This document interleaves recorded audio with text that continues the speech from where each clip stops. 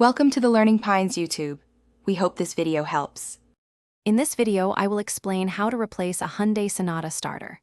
First, prioritize safety by disconnecting the negative battery cable from your car's battery. Next, locate the starter motor, which is usually situated on the engine block near the transmission.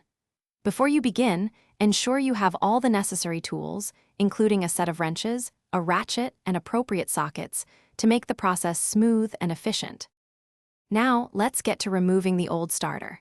Begin by carefully disconnecting all electrical wires attached to the starter, paying attention to their positions for reinstallation.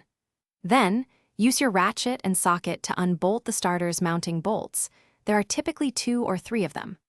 Once unbolted, you can gently maneuver and remove the old starter motor from its position. With the old starter out, it's time to install the new one. Carefully position the new starter motor into its designated spot on the engine block.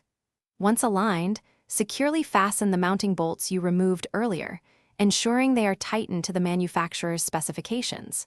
Finally, reconnect all the electrical wires to the new starter, making sure each connection is firm and correct. You're almost done. Reconnect the negative battery terminal to restore power to your vehicle. Before closing everything up, perform a crucial test.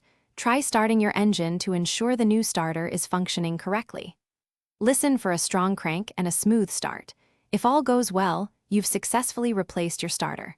Remember to check the description below for the Kindle Paperwhite link and other great deals. Thanks for watching. Consider subscribing if we helped you.